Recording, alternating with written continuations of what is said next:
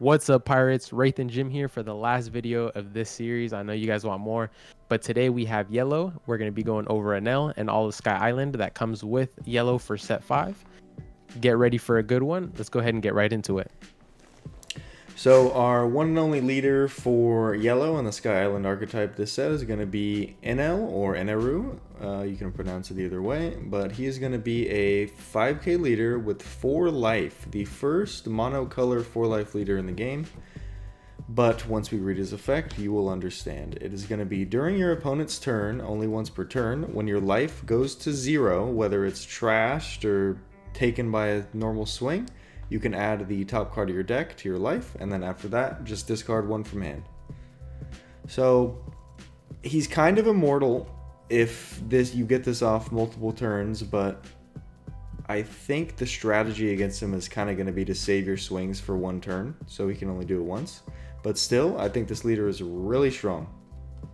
Yeah, I agree. I feel like also having characters to combo off that, having 1 life and just replacing it by discarding a card, basically you cycle it. There's cards where, we'll see later on where you can use that effect on your opponent's turn if they kill one of your characters as well.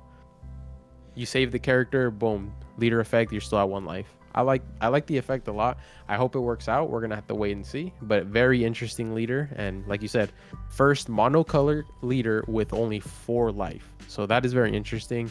We're gonna have to see if the effect that they gave him was is worth that 4 life. So yeah, the effect is technically, it's a 1-for-1. It's a net 0 because you're discarding 1 and then you're getting another card, so it's basically like a cycle.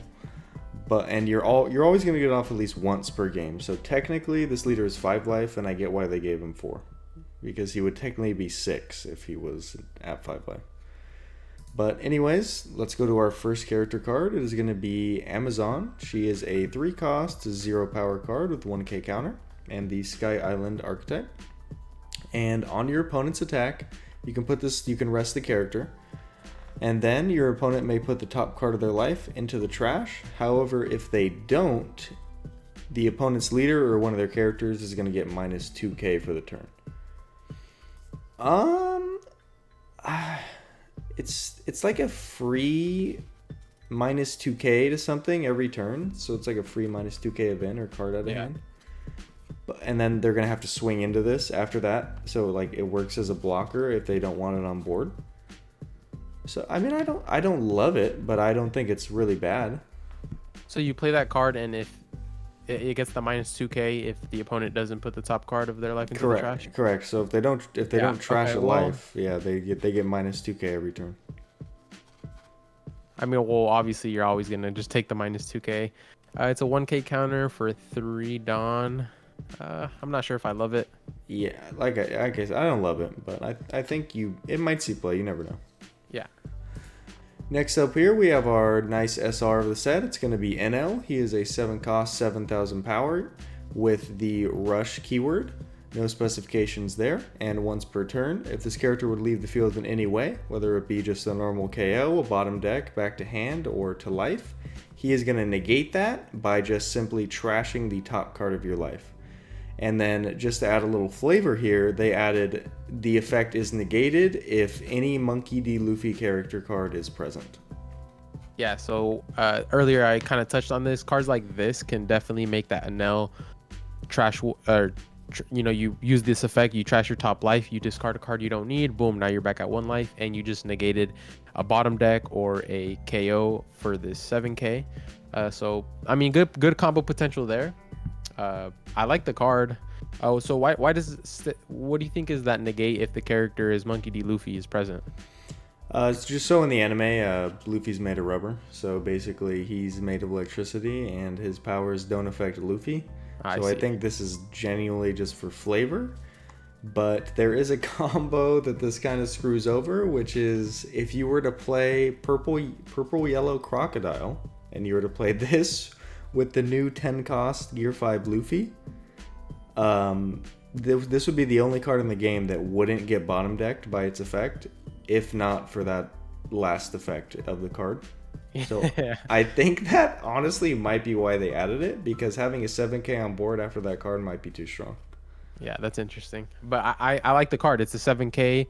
7-drop a rush, just like Ace. I love it. It's a good yellow addition. Yeah, it's pretty good. You're never gonna run 4. I think it's gonna be too clunky, but 2 or 3 for sure. Yeah, exactly. Next up, we're gonna have Ohm. He is a 4-cost, 5,000 power with a 1k counter, and he's gonna read if you have 2 or less life. This character is just gonna get 1,000 power. So he's basically a 4/6 with 1k counter, which is pretty insane.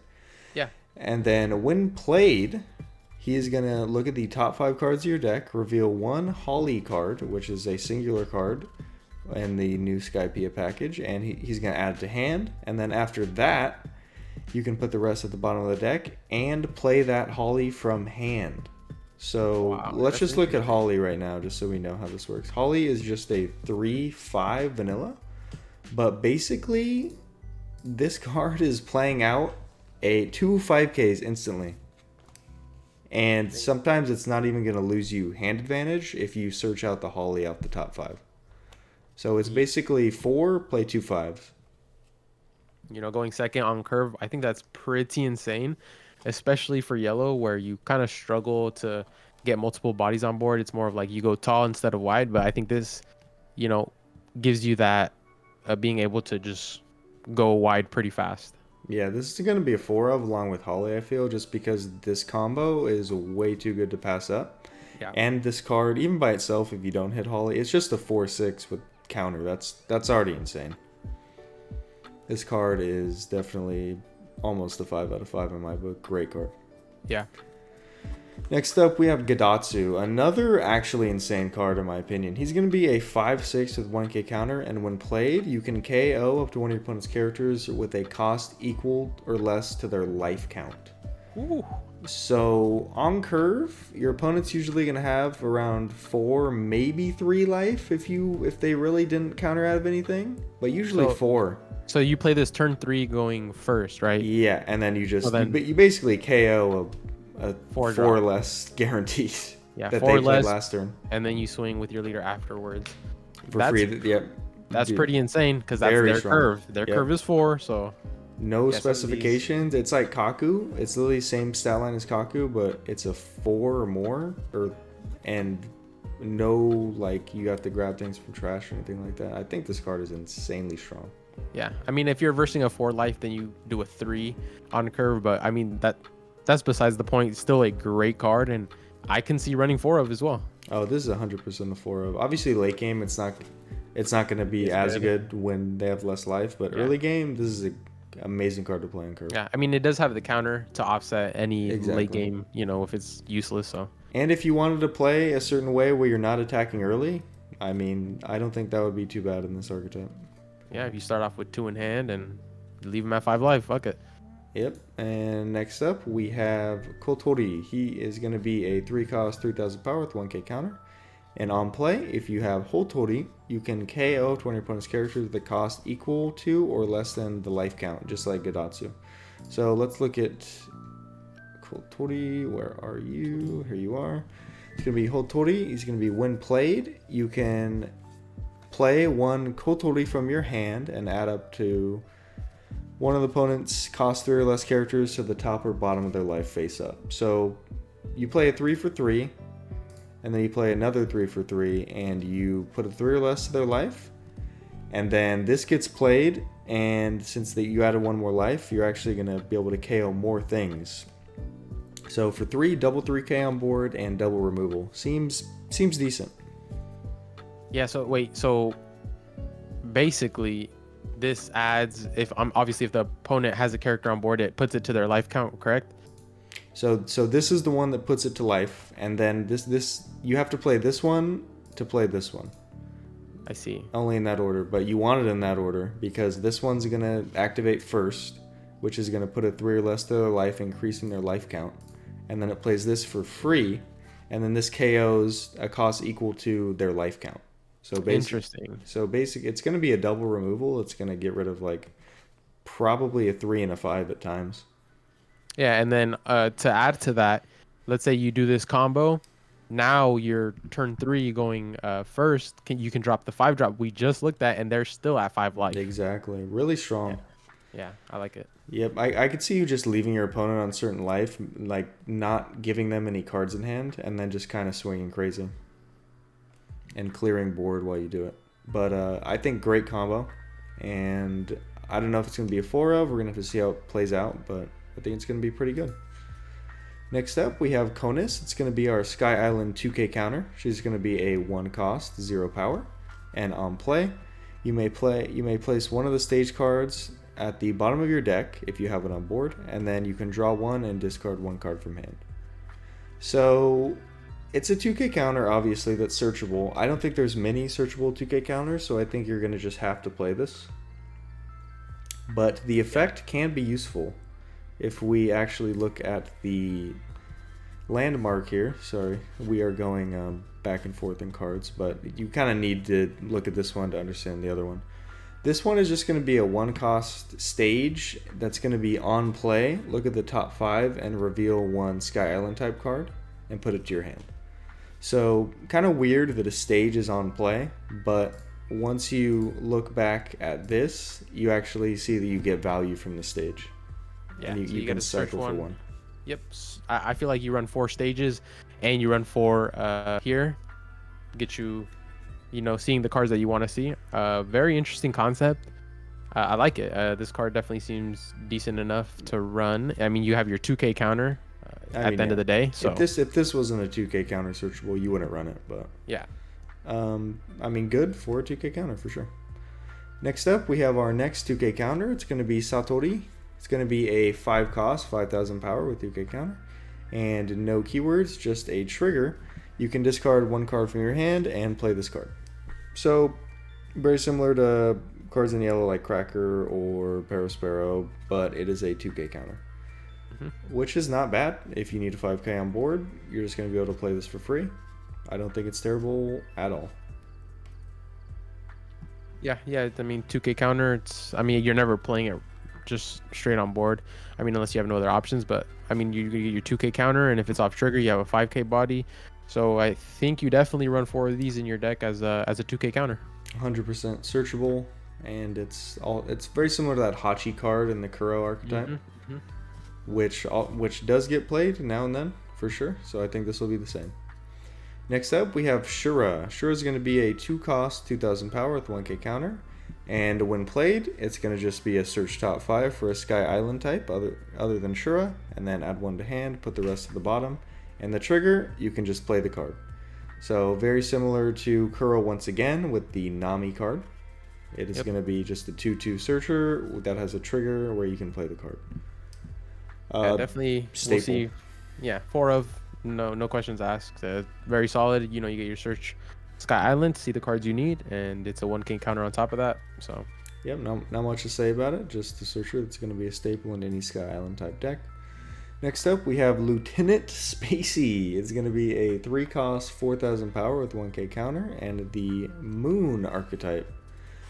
So during your turn, once per turn, when your life is added to your hand, this character is going to get 2,000 power. So if you ever use any effect that's going to take a life from your life to your hand, this card is just going to be a 3 cost, 6,000 power for that turn. So like Sanji, with his ability, the Sanji. Also, who else has it? Oh, there's a 4-drop, the Daifuku. Right. Smoothie. Yeah, I mean, not bad. Yeah, or if you use any effects that just require you to take the card from your life to your hand and not put one back, stuff like that. Yeah, great. For 3 power, or for 3 Dawn, I should say, 6K power, definitely could see this being ran. Yeah, it's not searchable. I wish it was 2K power for your turn and your opponent's turn. But it's only your turn, which is going to make it pretty easy to swing back into.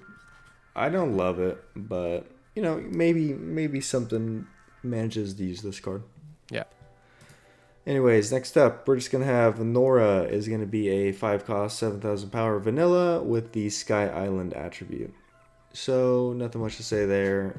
If there's not a lot of big bodies in this archetype, which it actually doesn't look like there is, you might end up running this card. Yeah, and it's searchable. It's your vanilla stat line, so. Yep, 5/7, gonna swing for the perfect amount. It's definitely solid card for the deck. Could be right. The archetype, yeah. Yep. Next up, we're going to have Pagaya. He's going to be a 1-cost 1000 power with 1k counter. And once per turn, when any trigger is activated, you can draw 2 cards and discard 2 from your hand. So this is your trigger or your opponent's trigger. That's a very interesting effect. So in a deck with a lot of triggers, this is always getting you value. A draw 2, discard 2 is a pretty nice cycle. It's going to find you the cards that you need, and it's only cost 1. But say you draw this late in the game, this card's completely dead. You do not want to draw this card.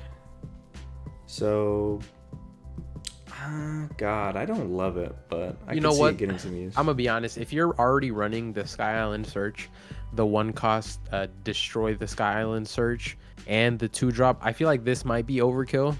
Yeah, you do get to cycle, but I feel like that's a lot of search already.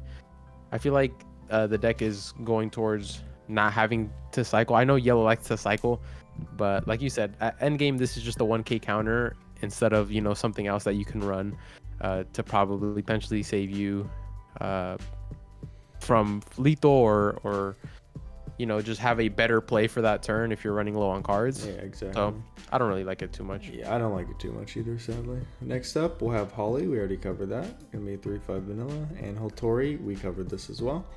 Next up, we will have Captain McKinley. He's gonna be a 3-cost, 3000 power with 1k counter blocker with the Sky Island Archetype. And on KO, you can play 1 Sky Island character from your hand to the board that costs 1 or less. So, Sky Island characters that cost 1, let's see, you could play Pagaya, and I think that is, and you can play Conus.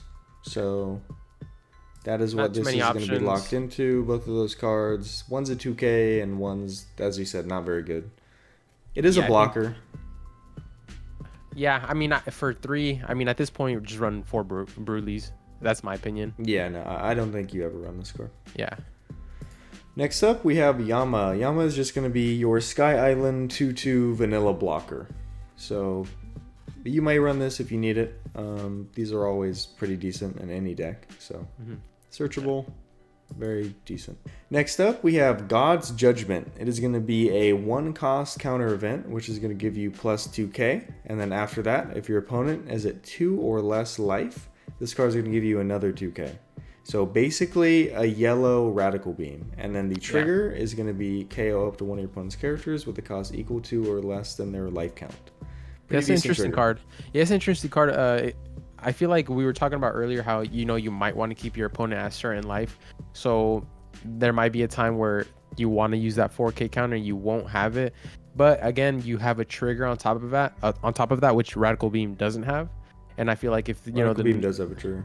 It does? Oh, it does have a trigger. You're right. Plus 1k power. You're right. It's nothing crazy, but yeah. This trigger definitely could have a big use, especially early on. But yeah, I like it. You know, it's your Radical Beam, and so I think knowing this with this card coming and other plus 4Ks for 1 Dawn, I feel like the OP03 meta having the restriction on Radical Beam might be lifted sometime soon, but we're gonna have to wait and see on that. Yeah, you know, this is cool for NL and all, but sadly I think this is just gonna make Bello Betty even better. Yeah. If Radical Beam isn't restricted, you just run 2 Radical Beams. That's insane. But great card, obviously. It's searchable for Sky Island Archetype. It will be ran as a 4 of, no questions asked, I feel. Next up, we will have 200 million volt Raijin. It is going to be a 2-cost main event, which is going to give power 3000 to one of your leader or characters for the turn. And then after that, if you're at 1 or less life, which for NL you basically want to be at, you can put one of your opponent's cost 4 or less characters rested. And then the trigger, a lot of value. Yeah, the trigger is going to be discard 2 from hand and then add 1 card from the top of your deck to your life. So very similar to Ikoku Sovereignty, discard 2, add 1 to life, which comes in handy a lot of the time when your opponent is going to have their lethal canceled out. Yeah, this card seems very strong for NL. You know, you're always going to be at that one sweet spot with that type of deck, and being able to rest a 4 or less is very good, especially in times where, you know, you're versing a Whitebeard and they have 9 cost. They just played 9 cost Whitebeard, and now their whole board is up. But maybe let's say they have a 4-drop Marco blocker. You can pop a card like this, rest it, and now you're gonna swing in it. You're gonna swing at it for a lot of value, or they're just gonna have to let it go. Exactly. I mean, it's already given you plus 3k power for 2, which is already net on up. Yeah. And then you rest the 4 less, which is, Nah. I mean, really strong. It's gonna, this card is gonna win you a lot of games. Yeah, it's a sweet spot for most of the blockers that decks run is that 3 or less. So this being able to rest a 4 is insane. For sure. Great card. That will definitely be ran in this deck. Next up, we have 300 million volt Ryko. It is a 2-cost event now, and with the main effect, you can KO up to one of your opponent's characters with cost equal to or less than their life count. A lot of cards like this, and then the trigger is just going to activate the main effect. So I think great card for 2. Early, if they have like 4 life or so, this is going to be a 2 to KO a 4, which is pretty insane. And if you hit it off your first life, it's going to KO anything they decided to play. Yeah, this deck archetype I definitely want to try and play, because I'm already thinking in my head of so many combos and different scenarios where you can just keep your opponent at 6, 7 life, and you at 1, but their board is empty because you just have so much KO power with that. All right, I feel like the strategy for this deck is going to be to not attack into your opponent's life early, leave them at a high life count. With all these cards, get rid of it off board one way or another, and then even if they get you down to 1, they'll only have leader swing, so you never have to be scared because you just use leader effect. And then once you have enough cards on board and you feel you can go for it, you swing with board. Since they have no cards in hand because you're not attacking them and they're not getting that extra card every turn, they're not going to have a lot of cards to counter with, and I think that's going to be the strategy from what I'm seeing you just here. slowly whittle them down to where they have to keep using those 1-2 cards that you give them off life to just counter or play maybe one thing that you're just going to get rid of anyway. And yeah, I mean, because with the leader being a 4 life, and you can hit your 1 sweet spot really early on, cards like some of the cards that we talked about just allow you to just play very aggressive board control wise. And so your opponent will need 3 swings. If you're at 1 life, they need 3 swings, so their leader will never be able to just KO you, or just to win, I should say. Exactly. Great card. Will definitely be ran in this deck. A lot of good events for this deck archetype. Yeah. And last but not least, we did cover this, but let's just go over it one more time. It's just going to be a 1-cost event, which is going to be when played, search top 5 and grab a Sky Island type card. Pretty great. It's just a 1-cost searcher that doesn't give you a body, sadly, but as we looked back, there is a card that can actually give value off of this. But just a staple 4 of searcher will definitely be ran in this deck. Yeah. And that is going to be our last card of the video. All right, Pirates, thank you so much for sticking to the end of this video. I appreciate all the support that you guys have been showing. This is the last video for OP05 and for this video series. I hope you guys enjoyed. We had red, we had green, blue, purple, black, and now yellow on this video. We put a lot of effort into, showing off these cards for everyone, and we appreciate all the support. You keep doing that. We're going to keep making daily videos and showing up. So I appreciate you guys. Make sure to like this video, comment down below what your favorite yellow card was, and subscribe to our channel so you don't miss another upload. Thank you guys so much. You guys have a wonderful day, and I'll see you on the next video. Peace.